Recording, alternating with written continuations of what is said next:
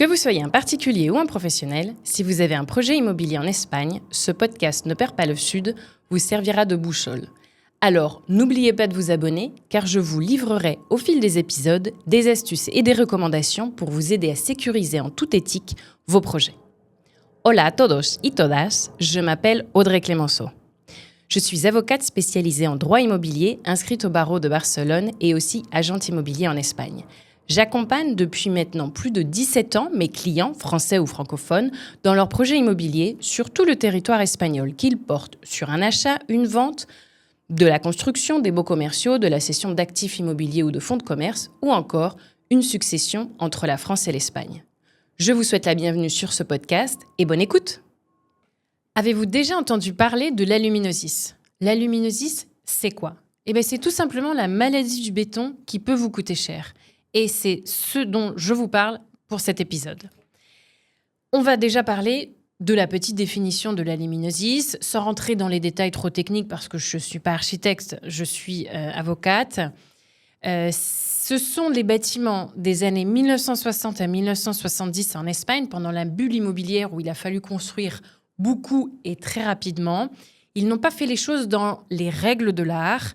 Ils n'ont pas respecté notamment le temps de séchage du béton et du coup, le béton a mal séché ou en tout cas donne des problèmes maintenant. C'est-à-dire qu'on va avoir le béton qui s'effrite et ça peut avoir des grosses conséquences, notamment sur la structure de l'immeuble et sur sa stabilité. Donc, ça peut être ça peut être grave et il faut surtout faire les vérifications avant de s'engager sur un achat immobilier d'un immeuble qui peut avoir cette problématique. Je vais faire un petit parallèle avec le virus du coronavirus, la Covid, dont on a parlé ces dernières années, pour que vous compreniez bien la différence entre un immeuble qui a une pathologie aluminosis et un immeuble qui a simplement...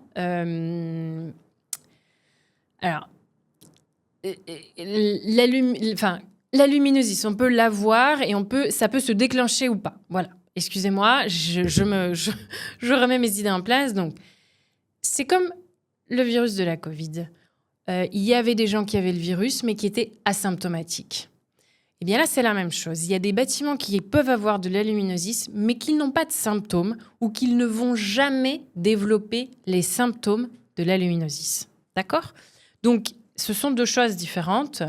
En règle générale, les immeubles, comme je vous le disais juste avant, des années 1960 à 1970, en Espagne de façon générale, mais encore plus précisément sur les villes côtières, parce que l'érosion, le sel, le vent et le sel de la mer, enfin voilà, tout ce qui est ville côtière, eh bien parfois ça aggrave les symptômes de l'aluminosis. D'accord ?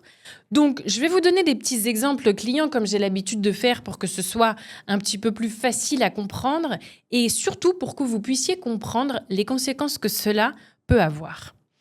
J'ai un couple de Français qui a acheté un appartement dans Barcelone sans conseil juridique, donc ils viennent me voir après.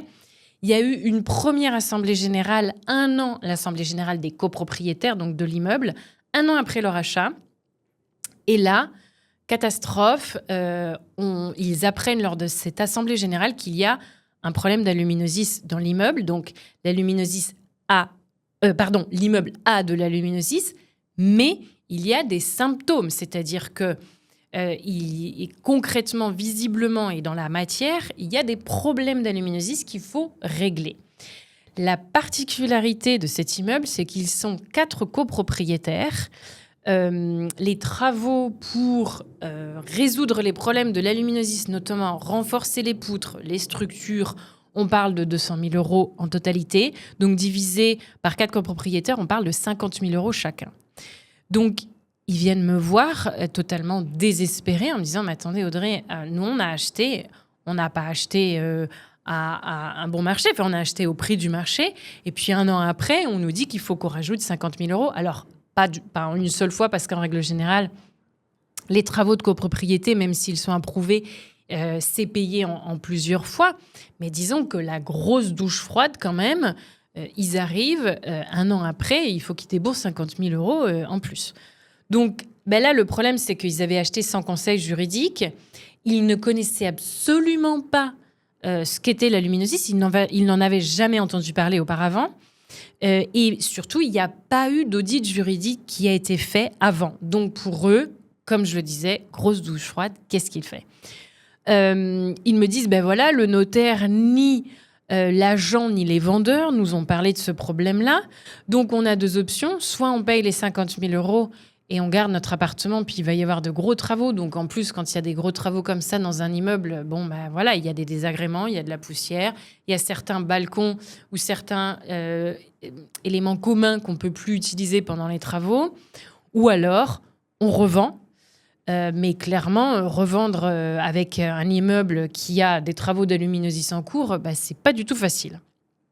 Donc, pour ne pas vous trouver dans cette situation qui est totalement désespérante, qu'est-ce qu'on peut faire ? Eh bien, je vais vous donner 3 outils pour vérifier si l'immeuble dans lequel se trouve l'appartement dans lequel vous souhaitez acheter est-ce qu'il y a un risque de la luminosis ou pas ? Donc déjà, comme je l'ai déjà dit auparavant, il faut être très très vigilant si l'immeuble a été construit entre les années 1960 et 1970 en Espagne. D'accord ? Ça, c'est la première chose à voir. C'est assez facile à voir. En se connectant au cadastre, on voit la date de construction de l'immeuble. Ensuite, qu'est-ce qu'il faut faire ? Eh bien, il faut demander le rapport IT. L'AIT, c'est quoi ? C'est l'inspection technique des édifices. C'est comme le contrôle technique de la voiture, sauf que c'est un contrôle technique du bâtiment. Donc, il y a 2 cas. Soit le contrôle technique a été passé et donc on a un certificat d'aptitude, auquel cas vous n'avez pas de souci à vous faire puisqu'il n'y a pas d'aluminosis. Soit c'est en cours ou pas encore fait, même pas encore débuté, l'inspection technique.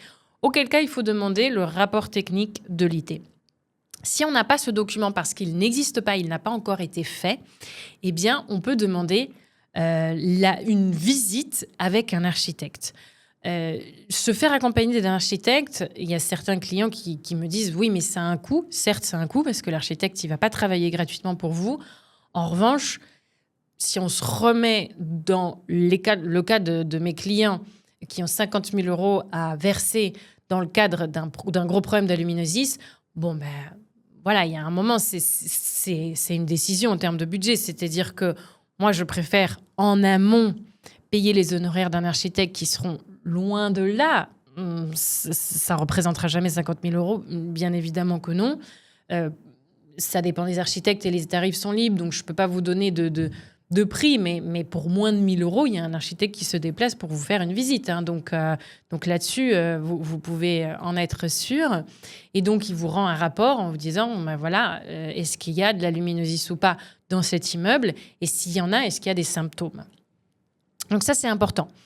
Notamment, je vais vous donner un autre petit exemple d'une cliente. C'est une Anglaise qui a acheté, pareil, un appartement. C'était un attico. Et donc, dans son attico, elle avait vu lors d'une visite qu'il y avait notamment certaines rambardes, certaines poutres qui étaient un petit peu effritées. La peinture s'écaillait, mais au-delà de la peinture, il y avait quand même de la rouille, donc elle se posait des questions. Et du coup, je lui avais conseillé une visite avec un architecte. Ce qu'elle a fait. Et ils ont fait la visite oculaire. Ils se sont déplacés, ils ont fait une visite donc, de l'appartement. Mais au-delà de la visite, ils ont prélevé un bout de matière, une carotte de béton, qu'ils ont fait analyser par un laboratoire d'analyse. Du coup, ça a permis d'identifier effectivement que cet immeuble avait un risque d'aluminosis, mais que pour l'instant, il n'y avait pas eu encore de symptômes d'aluminosis. D'accord ? Donc, au moins, vous êtes informé. C'est-à-dire que ça ne vous garantit pas qu'il n'y ait pas d'aluminosis, le fait de prélever une carotte de béton et de faire une analyse, mais ça vous garantit de vous engager en connaissance de cause et de ne pas vous trouver dans une mauvaise situation. J'ai aussi, parce que là, je vous parlais d'appartements et d'immeubles. L'avantage d'acheter un appartement dans un immeuble, c'est quand il y a des gros travaux comme ça d'aluminosis, c'est réparti entre tous les copropriétaires en fonction du pourcentage et du coefficient de participation. En français et en France, on parle des millièmes dans la copropriété. Ici, en Espagne, c'est un pourcentage. Donc, on parle d'un pourcentage d'un coefficient de copropriété. Donc, quand il y a 200 000 euros de travaux, vous êtes 4 propriétaires, ça ne fait plus que 550 000 euros par copropriétaire. Mais c'est vrai que dans le cas d'une maison, je vais vous donner donc un exemple que j'ai eu il y a 2 mois tout au plus. C'est un couple de Belges qui a souhaité acheter une maison à Calafell, à côté de mon bureau principal. Moi, j'ai mon bureau principal à Ségur de Calafell et mon bureau secondaire à Barcelone. Et donc, ils m'ont contacté à mon bureau principal en me disant, voilà, on veut acheter une maison, on a eu un coup de cœur pour une maison. C'est une maison individuelle, donc il n'y a pas de copropriété. Et quand ils allaient au sous-sol, le plafond du sous-sol, donc qui est le plancher du rez-de-chaussée, il y avait un petit peu de rouille pareil. L'agence immobilière nous dit, pas de souci, mon architecte habituel a vérifié, il n'y a aucun problème, tout est OK. Les Espagnols ont l'habitude de nous dire todo está bien, ça veut dire tout est OK. Mais personne ne voulait s'engager par écrit, ni l'agent immobilier, ni l'architecte de l'agent immobilier. Personne ne voulait m'émettre un certificat en me disant qu'il n'y avait pas, qui me certifiait qu'il n'y avait pas d'aluminosis dans cette maison. Donc pareil, là, j'ai recommandé à mes clients de faire une visite avec un architecte. Alors physiquement, ils étaient en Belgique, ils étaient rentrés en Belgique, donc c'est moi qui ai géré la visite avec l'architecte. L'architecte, pareil, a prélevé un bout de matière, donc a fait une carotte, du béton. Il a envoyé cette carotte à l'analyse, au cabinet, à l'analyse, au laboratoire d'analyse. Et les résultats, malheureusement, se sont avérés très positifs, c'est-à-dire qu'il n'y avait pas un petit peu d'aluminosis, il y avait beaucoup d'aluminosis et donc beaucoup de structures, notamment la structure du plancher du rez-de-chaussée et des poutres qui étaient des supports importants de la structure de la maison qui étaient rongés par l'aluminosis. Donc, très sincèrement, là, l'architecte, il avait pris pour moins de 500 euros d'honoraires pour faire la visite. En 7 jours, on avait le résultat du laboratoire d'analyse. C'était une maison à 350 000 euros, donc je ne vous cache pas qu'ils n'ont pas hésité un instant à verser ce montant-là et à attendre 7 jours pour pouvoir prendre leur décision. Et ils étaient ravis. Alors, malheureusement, un petit peu déçus parce qu'ils avaient vraiment jeté leur dévolu sur cette maison qui leur plaisait énormément. Et puis, comme ils sont en Belgique, ils ne peuvent pas continuer à chercher. Il faut réorganiser des visites pour trouver une nouvelle maison. Mais en tout cas, la prochaine fois qu'ils vont acheter, ils seront dans une maison saine. Donc, ça vaut quand même... le jeu en veut quand même la chandelle. C'est important. Et notamment... du coup, ça a permis aussi à l'agent immobilier de savoir qui vendait une maison avec la luminosis pour pouvoir en informer les futurs candidats acquéreurs intéressés. C'est pas impossible d'acheter une maison avec de la luminosis, c'est juste qu'il faut savoir où est-ce que vous mettez les pieds. Parce que acheter cette maison, ça supposait quoi ? Ça supposait renforcer les poutres qui étaient en train de s'effriter et faire des travaux importants. Ça peut être aussi un moyen de négocier le prix à la baisse en disant « Attendez, moi j'ai des gros travaux sur cette maison, vous m'en proposez 350 000, évidemment, je ne vais pas vous en offrir 350 000 parce qu'à l'appui, j'ai des analyses d'aluminosis, j'ai un devis d'architecte avec les travaux qu'il faut faire pour remettre cette maison donc en l'état. » Ça peut aussi être un levier de négociation pour votre prix. On a fait le tour dans cet épisode de la luminosis, de la maladie du béton qui peut vous coûter cher. J'espère que maintenant vous avez les réflexes pour éviter cette problématique. En tout cas, j'espère que le contenu de cet épisode vous a plu. Je vous dis à très vite pour un prochain épisode. Et si ce podcast et ce contenu vous plaît, je vous invite à le partager auprès de vos proches, à mettre un pouce, un like sur mon canal YouTube ou sur la plateforme d'écoute de podcast que vous avez habituellement. Je vous remercie et vous dis à très vite.